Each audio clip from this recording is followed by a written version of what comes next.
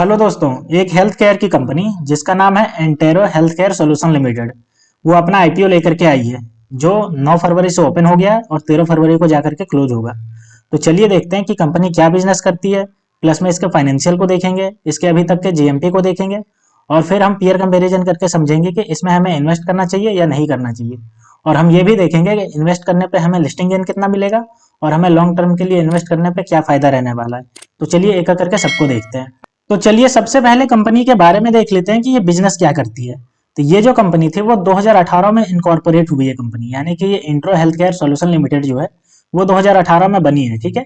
और ये जो कंपनी है वो पूरे ऑल ओवर इंडिया में जो है वो हेल्थ केयर प्रोडक्ट को डिस्ट्रीब्यूट करने का काम करती है। अगर हम आगे बात करें तो companies technology driven platform provide health care product distribution service to pharmacies hospitals and clinic, यानी कि ये पूरे इंडिया में हॉस्पिटल्स हो, फार्मेसीज हो, चाहे क्लिनिक हो, इन सबको ये डिस्ट्रीब्यूशन करने का काम करती है हेल्थ केयर प्रोडक्ट को। ठीक है, दवाइयां हो गई और भी सिरिंज हो गई, ये सबको डिस्ट्रीब्यूट करने का काम करती है। अगर हम आगे बात करें तो ये जो कंपनी है उसका जो रिलेशन है वो 1900 हेल्थ केयर प्रोडक्ट मैन्युफैक्चरर के साथ रिलेशन है, यानी दवाइयां जो बनाने वाली कंपनी है वैसे 1900 कंपनियां हैं जिसके साथ इसका जो है वो रिलेशनशिप है, यानी टाई अप है। और ये टोटल जो है वो 64,500 प्रोडक्ट स्टॉक कीपिंग यूनिट्स, यानी कि 31 मार्च 2023 तक इसके पास 64,500 प्रोडक्ट थे इसके पास जो इसके स्टॉक में थे। ठीक है। अगर हम आगे बात करें तो इस कंपनी के पास 73 वेयर हाउस है 37 सिटीज में across 19 state and union territory, यानी कि 73 वेयर हाउस है इसके पास जो कि 37 सिटीज में काम कर रही है। ठीक है। अगर हम आगे बात करें तो it customer base include 81,400 pharmacies, 3,400 hospitals and 495 districts of March 31 2023, यानी कि इसका अगर कस्टमर की बात करें तो 81,400 फार्मेसिस्ट क्या है इसके कस्टमर, 3,400 इसके हॉस्पिटल्स कस्टमर है और वहीं 495 जो है वो डिस्ट्रिक्ट्स में जाकर के ये सप्लाई करती है क्लिनिक में। तो हमने देखा कि ये जो कंपनी है वो मेनली आपका जो है वो हेल्थ केयर प्रोडक्ट हो गया, चाहे दवाइयां हो गई, सिरिंज हो गए और भी जितने भी चीजें होती है उन सबको डिस्ट्रीब्यूशन करने का काम करती है, यानी कि ये जो है वो मैन्युफैक्चरर से उठाती है और जहां पे इसको चाहिए वहां पे चाहे हॉस्पिटल्स हो, चाहे फार्मास्यूटिकल्स हो, चाहे भी और भी क्लिनिक हो, उन सबको देने का काम करती है। ठीक। अब चलिए कंपनी के आईपीओ लाने का रीजन को देख लेते हैं कि ये जो आईपीओ से जनरेट करेगी पैसा उसका क्या यूज करेगी, कहाँ लगाएगी। तो देखिए इसका पहला पॉइंट है रीपेमेंट और प्रीपेमेंट इन फुल और पार्ट और certain borrowing available of by the company and it's subsidiary, यानी कि कंपनी जो लोन लेकर के रखी है, चाहे ये लोन लिया है या फिर इसके सब्सिडरी जो है लोन लिया है, उसको या तो आधा चुकाने का काम करेगी या तो पूरा चुकाने का काम करेगी। तो ये इसका एक नेगेटिव पॉइंट है अगर हम बात करें तो।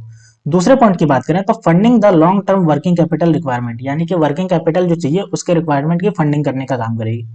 Purchasing inorganic growth initiative through acquisition, यानी कि और सारी जो कंपनियां हैं इसी के क्षेत्र में जो इसको टक्कर दे रही है उसको ये एक्वाजिशन यानी खरीदने का काम में ये पैसे का यूज करेगी। ठीक है। तो ये इसका एक अच्छा साइन है क्योंकि ये बिजनेस को बढ़ाना चाह रही है। आगे अगर बात करें तो जनरल कॉर्पोरेट पर्पस, यानी कि और भी जो कुछ खर्च होते हैं डे बाय डे के उसमें ये यूज करेगी। ठीक है। तो हमने देख लिया कि ये कंपनी जो मेनली है वो रीपेमेंट करेगी लोन का, फंडिंग करेगी कैपिटल रिक्वायरमेंट, और जो दूसरे दूसरे जो कंपनी इसको टक्कर दे रही है उसको ये खरीदने का काम करेगी, और general corporate day by day जो यूज होता है उसमें काम करेगी। ठीक है। तो अब तक हमने कंपनी के बिजनेस को देख लिया और कंपनी जो पैसे यूज कहाँ करेगी उसके हमने ऑब्जेक्टिव को देख लिया। अब चलिए हम कंपनी के ऑफर क्या लेकर के आई है उसको देखते हैं। ये जो कंपनी का आईपीओ है वो 9 फरवरी से ओपन हो गया है जो कि 13 फरवरी तक जाकर के चलेगा और 13 फरवरी को क्लोज होगा। ठीक है। फेस वैल्यू की बात करें तो 10 रुपये का इसका फेस वैल्यू है। प्राइस बैंड जो इसका रहने वाला है वो 1,195 से लेकर के 1,258 रुपये तक रहने वाला है। लॉट साइज की बात करें कि 11 शेयर का लॉट साइज रहने वाला है, यानी मिनिमम आपको 11 शेयर खरीदने होंगे। ठीक है। अगर हम टोटल इशू की बात करें तो ये जो टोटल इशू है वो 1600 करोड़ का है, टोटल इशू यानी 1600 करोड़ का है।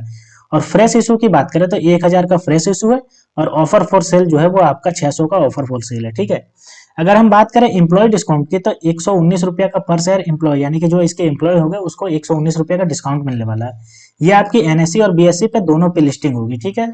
अब चलिए कंपनी के टाइमलाइन को देख लेते हैं। ये जो अपना आईपीओ लेकर के आई है उसका टाइमलाइन क्या रहने वाला है। तो ओपन होगा वो मैं अभी बात कर लिया कि 9 फरवरी को ओपन होगा, वहीं मैंने बात किया कि 13 फरवरी को जाकर के क्लोज होगा। अगर बेसिक ऑफ अलॉटमेंट की बात करें तो आपका ये आपका देखिए 14 फरवरी को पता चल जाएगा कि किसको किसको अलॉट हो गया। ठीक है। रिफंड की बात करें जिसको अलॉट नहीं होगा वो 15 तारीख को रिफंड हो जाएगा, और जिसको जिसको अलॉट हो गया उसके डीमेट अकाउंट में 15 तारीख को ही ये शेयर है वो क्रेडिट कर दिया जाएगा। ठीक है। और लिस्टिंग की अगर बात करें तो ये आपका 16 फरवरी को लिस्ट हो जाएगा, जो उससे आप ट्रेडिंग करना स्टार्ट कर सकते हैं वहां पे। ठीक। अब चलिए कंपनी के मोस्ट इंपॉर्टेंट डेटा यानी कि फाइनेंशियल इंफॉर्मेशन को देखते हैं और देखते हैं कि कंपनी जो है वो अच्छा परफॉर्मेंस कर रही है या खराब परफॉर्मेंस कर रही है। तो चलिए एक एक करके सबको देखते हैं। तो अगर एसेट्स की बात करें तो देखिए 2022 के अगर हम इसके एसेट्स की बात करें 31 मार्च का तो 1125.98 करोड़ का था। वहीं 2023 में इसका 1308.73 करोड़ का हो गया। ठीक है, यानी कि ये ठीक है, बढ़ा है। अगर रिवेन्यू की बात करें तो 2022 में इसका 2526.55 करोड़ का था। वहीं 2023 में बढ़कर के 3305.72 करोड़ का हो गया, तो ये भी बढ़ा है। अगर पीएटी की बात करें, प्रॉफिट आफ्टर टैक्स की, तो देखिए 2022 में इसने जो है वो 29.44 करोड़ का लॉस बुक किया था। वहीं 2023 में इसने जो है वो लॉस उतना कम किया, जो कि 11.10 करोड़ का इसने लॉस बुक किया है। और 30 सितंबर 2023 तक की बात करें तो ये देखिए प्रॉफिट बुक किया है इसने। अगर प्रॉफिट आफ्टर टैक्स की बात करें तो 11.64 करोड़ का, तो ये कंपनी जो है वो प्रॉफिट में आ गई है। नेटवर्थ की बात करते हैं तो इसका जो 2022 में था वो 563.22 करोड़ का था। वहीं 2023 में बढ़ करके ये 597.66 करोड़ का हो गया। और 30 सितंबर 2023 को इसका 660.54 करोड़ का हो गया, तो इसका भी बढ़ा ये नेटवर्थ भी। अब टोटल बोरोइंग को देखते हैं तो टोटल बोरोइंग इसका 2022 में 285.03 करोड़ था। वहीं 2023 में ये बढ़ करके 373.52 करोड़ हो गया।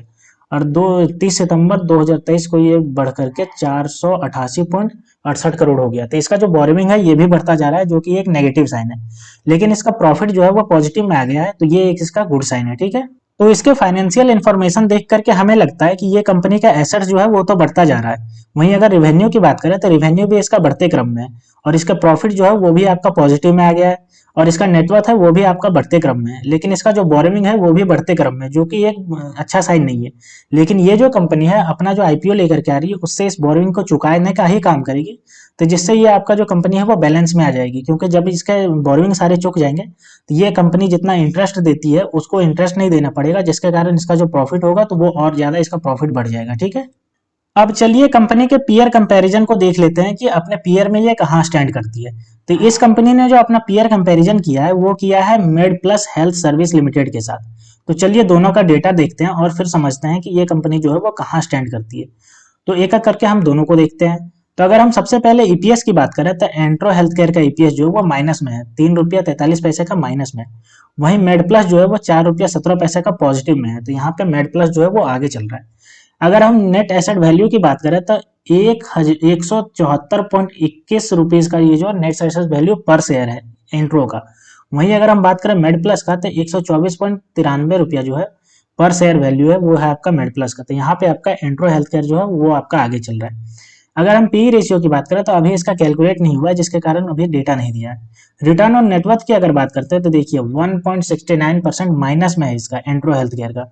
और वहीं अगर मेड प्लस की बात करें तो आपका 3.36% का ये जो है वो पॉजिटिव में है, तो ये आपका अच्छा है। यानी कि ये अपने पीयर कंपैरिजन में, यानी कि ये जो made plus health care service limited के साथ जो पीयर कंपैरिजन किया है उसमें ये इससे नीचे परफॉर्म कर रही है। ठीक है, अब चलिए कंपनी के ग्रे मार्केट प्रीमियम को देख लेते हैं। तो इसका ग्रे मार्केट प्रीमियम जो 11 तारीख को चल रहा है वो आपका देखिए चल रहा है आपका 0.4% का लिस्टिंग गेन दिख रहा है। यानी कि लगभग 5 रुपया का लिस्टिंग गेन आपको देखने को मिल सकता है।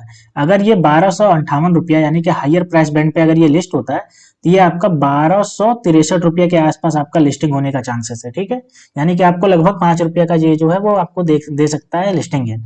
तो ये आपका 0.4% है, जो कि बहुत ही नेग्लिजिबल है। तो आपको इसमें अगर इन्वेस्ट अगर आप करना चाहते हो लिस्टिंग गेन के लिए तो आपको जो है वो लिस्टिंग गेन देखने को मिलेगा ही नहीं।